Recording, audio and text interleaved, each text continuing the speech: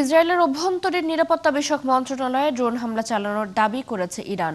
এছাড়া ইরানের ক্ষেপণাস্ত্র হামলার পর ইসরায়েলের হাইফা শহরে একটি গুরুত্বপূর্ণ তেল শোধনাগারে আগুন লেগেছে। অন্যদিকে ইরান জুড়ে হামলা অব্যাহত রেখেছে যুক্তরাষ্ট্র ও ইসরায়েল। এদিকে ইরানের ইউরেনিয়াম সমৃদ্ধকরণ বা ব্যালিস্টিক ক্ষেপণাস্ত্র তৈরির আর কোনো সক্ষমতা নেই বলে দাবি করেছেন ইসরায়েলের প্রধানমন্ত্রী বেনিয়ামিন নেতানিয়াহু। লেবাননের স্বাস্থ্য মন্ত্রণালয় জানিয়েছে 2 মার্চ থেকে লেবাননে ইসরায়েলি হামলায় 118 জন শিশু সহ 1000 জনেরও বেশি মানুষ নিহত হয়েছে। বিস্তারিত মনিরুজ্জামান বাবুর রিপোর্টে। তেহরানের জ্বালানি অবকাঠামোতে হামলার জবাবে ইসরায়েলের ও উপসাগরীয় দেশগুলোর জ্বালানি অবকাঠামোতে হামলা চালিয়ে যাচ্ছে ইরান। ইসরায়েলের উত্তরের শহর হাইফায় একটি তেল শোধনাগারে ইরানি ক্ষেপণাস্ত্র আঘাত হেনেছে বলে জানিয়েছে তেল আবিব। এছাড়া ইসরায়েলের অভ্যন্তরীণ নিরাপত্তা বিষয়ক মন্ত্রণালয়ে ড্রোন হামলা চালানোর দাবি করেছে ইরান। দেশটির সামরিক বাহিনী জানিয়েছে তাদের শীর্ষ কর্মকর্তাদের হত্যার প্রতিশোধ নিতে তারা এই হামলা চালিয়েছে। মধ্যপ্রাচ্যের বিভিন্ন দেশেও সামরিক অভিযান চালিয়েছে ইরান। কাতারের রাসলাফান এলএনজি স্থাপনায় হামলায় দেশটির প্রায় 17% গ্যাস রপ্তানি সক্ষমতা ক্ষতিগ্রস্ত হয়েছে। এতে বছরে প্রায় $20 বিলিয়ন ক্ষতির আশঙ্কা করা হচ্ছে। অন্যদিকে পাল্টা জবাবে ইরানের রাজধানী তেহরানেও নতুন করে হামলা চালিয়ে যাচ্ছে ইসরায়েল ও মার্কিন বাহিনী। ইরানের বেশ কয়েকটি অঞ্চলে আঘাত হানে ইসরায়েল ও যুক্তরাষ্ট্রের বোমা। দক্ষিণ পার্স গ্যাসক্ষেত্র ছাড়াও কাস্পিয়ান সাগরের উপকূলে নৌঘাঁটি, জাহাজ ও সামরিক অবকাঠামোতে বিমান হামলা চালানো হয়। এদিকে টানা 20 দিন ধরে চলা যুক্তরাষ্ট্র ও ইসরায়েলি বিমান হামলার ফলে ইরানের ইউরেনিয়াম সমৃদ্ধকরণ বা ব্যালিস্টিক ক্ষেপণাস্ত্র তৈরির আর কোনো সক্ষমতা নেই বলে দাবি করেছেন ইসরায়েলের প্রধানমন্ত্রী বেনিয়ামিন নেতানিয়াহু। আমরা বিজয়ী হচ্ছি আর ইরান ধ্বংস হয়ে যাচ্ছে। ইরানের ক্ষেপণাস্ত্র ও ড্রোনের মজুদ ব্যাপক মাত্রায় দুর্বল করে দেওয়া হয়েছে এবং তা পুরোপুরি ধ্বংস করা হবে। ইরান যুদ্ধের প্রেক্ষাপটে যুক্তরাষ্ট্রের প্রতিরক্ষা বিভাগের সদর দপ্তর পেন্টাগন $20,000 কোটি বিলিয়ন তহবিল চেয়েছে। মার্কিন প্রেসিডেন্ট ডোনাল্ড ট্রাম্প এই বিষয়ে বলেন, ইরানের বিরুদ্ধে যুদ্ধে অর্থায়নের জন্য যুক্তরাষ্ট্রের আরও অর্থের প্রয়োজন। ইরান যুদ্ধের প্রেক্ষাপটে অনেক কারণে যুক্তরাষ্ট্রের আরও তহবিল প্রয়োজন। আমরা যেন সর্বোচ্চ পর্যায়ে থাকতে পারি তা নিশ্চিত করার জন্য এটি একটি সামান্য মূল্য। এদিকে লেবাননে ইসরায়েলের হামলায় নিহতের সংখ্যা 1000 ছাড়িয়েছে। লেবাননের স্বাস্থ্য মন্ত্রণালয় এ তথ্য জানিয়েছে। মনিরুজ্জামান বাবু, 71। মধ্যপ্রাচ্য জুড়ে জ্বালানি স্থাপনাগুলোতে হামলার তাৎক্ষণিক প্রভাব পড়েছে সারা বিশ্বের জ্বালানি সরবরাহ এবং দামে। যুক্তরাজ্যে এক ধাক্কায় গ্যাসের দাম বেড়েছে 140%। জ্বালানি ও সারের দাম নিয়ে সংকটে পড়েছেন জার্মানি কৃষকরা। জেট ফুয়েলের সংকট দেখা দিয়েছে আফ্রিকায়, আর জ্বালানির দাম বেড়ে যাওয়ায় রাজপথে নেমেছেন ফিলিপাইনের পরিবহন শ্রমিকরা। আরও জানাচ্ছেন আফসানা শাওন। ইরানের বিরুদ্ধে ইসরায়েল ও যুক্তরাষ্ট্রের যুদ্ধের প্রভাবে বিশ্বজুড়ে বিপর্যয় দেখা দিয়েছে জ্বালানি সরবরাহে। ব্যাপক হারে বেড়েছে গ্যাস ও তেলের দাম। যুক্তরাজ্যের পাইকারি বাজারে গ্যাসের দাম প্রতি থার্ম 171.34 পেন্সে গিয়ে ঠেকেছে। ব্রিটেনে 2023 সালের জানুয়ারির পর গ্যাসের দাম আর কখনোই এই পর্যায়ে পৌঁছায়নি।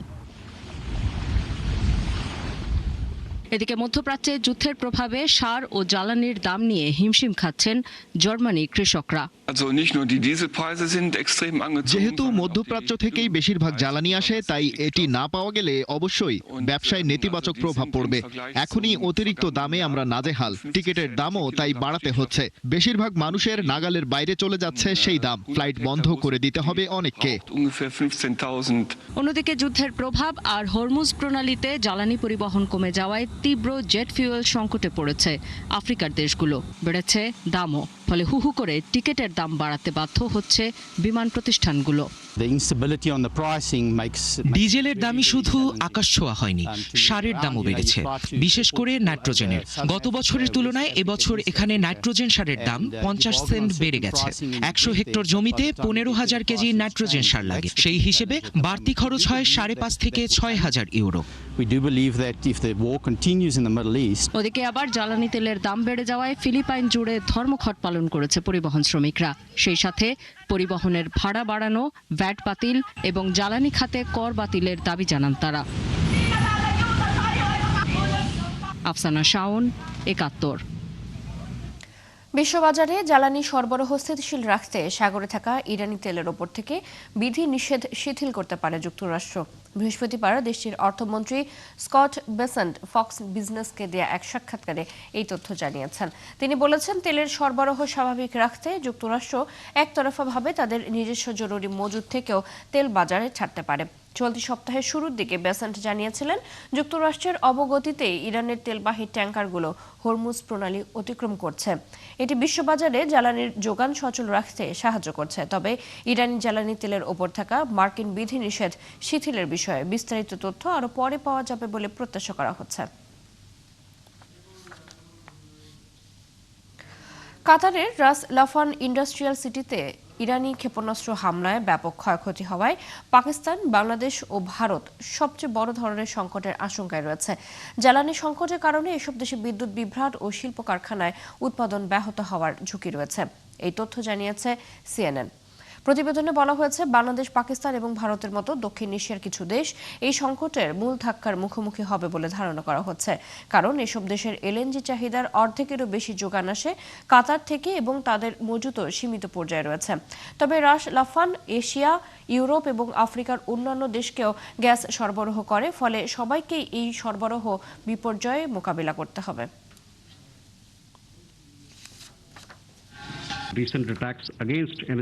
মধ্যপ্রাচ্যের বিভিন্ন জ্বালানি স্থাপনায় হামলার বিষয়টি খুবই দুঃখজনক।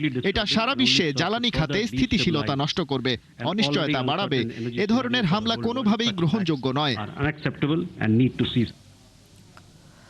মধ্যপ্রাচ্যে চলমান সংঘাতে নতুন এক প্রযুক্তিগত সমীকরণের কথা বলছেন সামরিক বিশ্লেষকরা।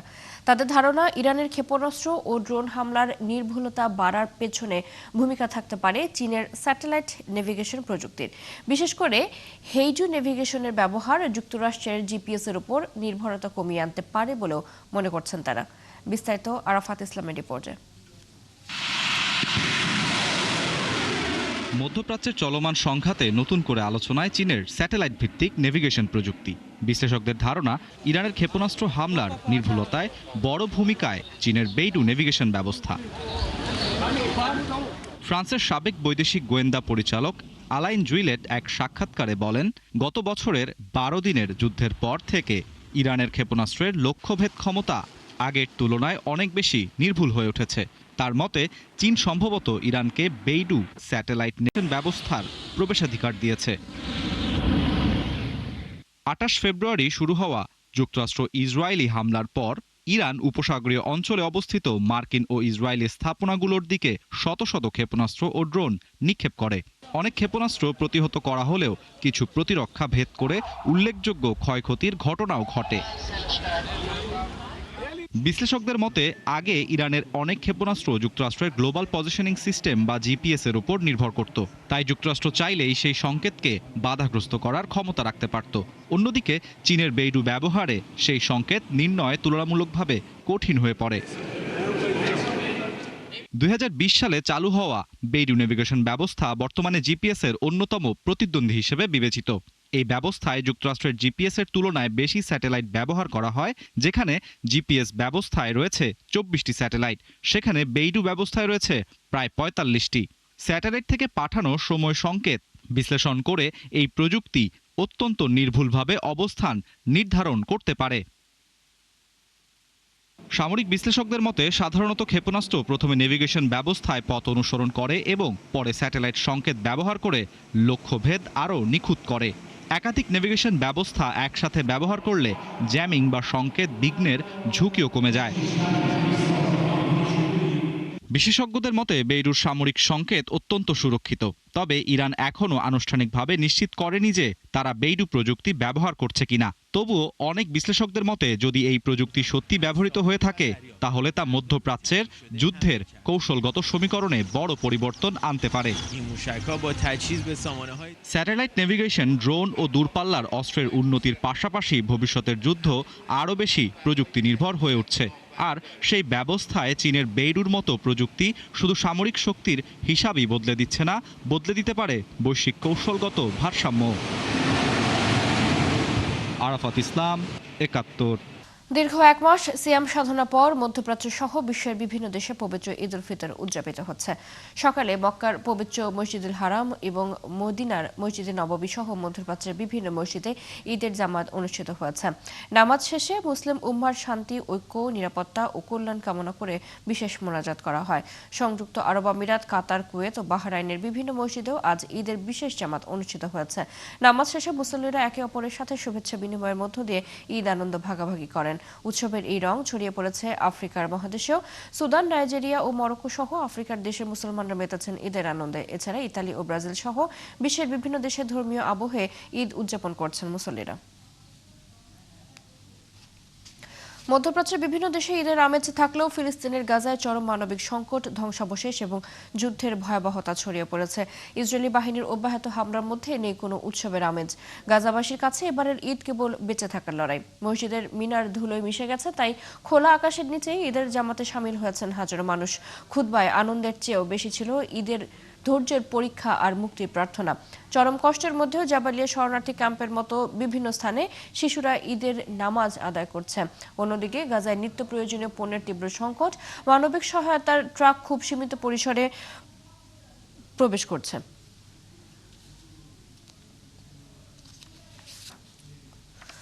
পাকিস্তানের ক্ষেপণাস্ত্র সক্ষমতা নিয়ে সতর্কবাণী দিয়েছে যুক্তরাষ্ট্র। দেশটির শীর্ষ গোয়েন্দা কর্মকর্তা তুলসি গ্যাবার্ডের মতে, দেশটির ক্ষেপণাস্ত্র দিয়ে ভবিষ্যতে যুক্তরাষ্ট্রের ভূখণ্ডেও আঘাত হানা সম্ভব হতে পারে। সিনেটের গোয়েন্দা কমিটিতে দেয়া এক লিখিত বক্তব্যে এই সতর্কতা জানান তিনি। এতে তুলসি লেখেন, পাকিস্তান, রাশিয়া, চীন, উত্তর কোরিয়া ও ইরান উন্নত ক্ষেপণাস্ত্র পরিবহন ব্যবস্থা গবেষণা করছে, যেগুলো পারমাণবিক ওয়ারহেড বহনে সক্ষম। প্রতিবেদনে আরও বলা হয়, পাকিস্তান ক্রমবর্ধমানভাবে উন্নত প্রযুক্তির ক্ষেপণাস্ত্র দক্ষিণ এশিয়ার বাইরের লক্ষ্যবস্তুতে আঘাত হানার সক্ষমতা দিচ্ছে। এই প্রবণতা অব্যাহত থাকলে ভবিষ্যতে এমন ক্ষেপণাস্ত্র তৈরি হতে পারে যা যুক্তরাষ্ট্রের জন্য হুমকি হবে। তীব্র তাপদাহে পড়ছে যুক্তরাষ্ট্রের দক্ষিণ ক্যালিফোর্নিয়া। মার্চ মাস কাটতে না কাটতেই লস অ্যাঞ্জেলেসের তাপমাত্রা পারদ ছাড়িয়েছে 33 ডিগ্রি সেলসিয়াস। এই অবস্থায় স্থানীয়দের জন্য বিশেষ সতর্ক বার্তা জারি করেছে স্থানীয় প্রশাসন। ওরিসুল ইসলামের রিপোর্ট। বসন্তের স্নিগ্ধতা ছাপিয়ে যুক্তরাষ্ট্রের ক্যালিফোর্নিয়ায় এখন গরমের চোখরাঙানি। মার্চ মাসের চিরচেনা আবহাওয়াকে বুড়ো আঙুল দেখিয়ে দক্ষিণ ক্যালিফোর্নিয়া জুড়ে বইছে তীব্র তাপপ্রবাহ। এ সপ্তাহে ডাউনটাউন লস অ্যাঞ্জেলেসের তাপমাত্রা ঠেকেছে 33 ডিগ্রি সেলসিয়াসে। তীব্র গরমে নাভিশ্বাস ওঠার অবস্থা ক্যালিফোর্নিয়ার বাসিন্দাদের। নানা উপায়ে গরমের তীব্রতা থেকে রক্ষা পাওয়ার চেষ্টা করছেন তারা। মার্চ মাসে যদি এই অবস্থা হয়, তবে জুলাইয়ের কথা ভাবতেও ভয় লাগছে। অসহ্য লাগছে সব। মনে হচ্ছে সারাক্ষণ সমুদ্র সৈকতেই পড়ে থাকতে হবে। বিশেষ করে কাজের সময় এই গরম সহ্য করা অসম্ভব হয়ে পড়ছে।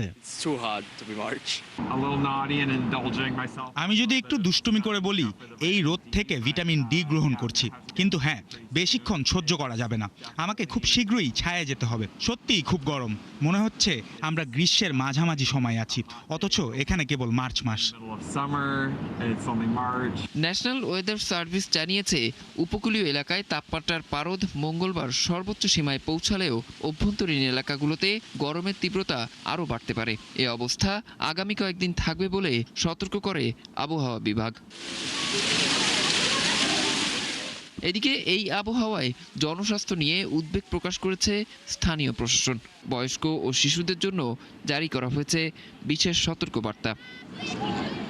অরিসুল ইসলাম, ৭১। এই ছিল এখনকার আয়োজনে। বিশ্বের আরো নতুন কিছু খবর এবং বিশ্লেষণ নিয়ে দুপুর 1টায় আবারও হাজির হবে বিশ্বযোগ। চোখ রাখুন ৭১-এর ফেসবুক পেজে, সাবস্ক্রাইব করুন ৭১-এর ইউটিউব চ্যানেল। ৭১-এর সাথে থাকুন।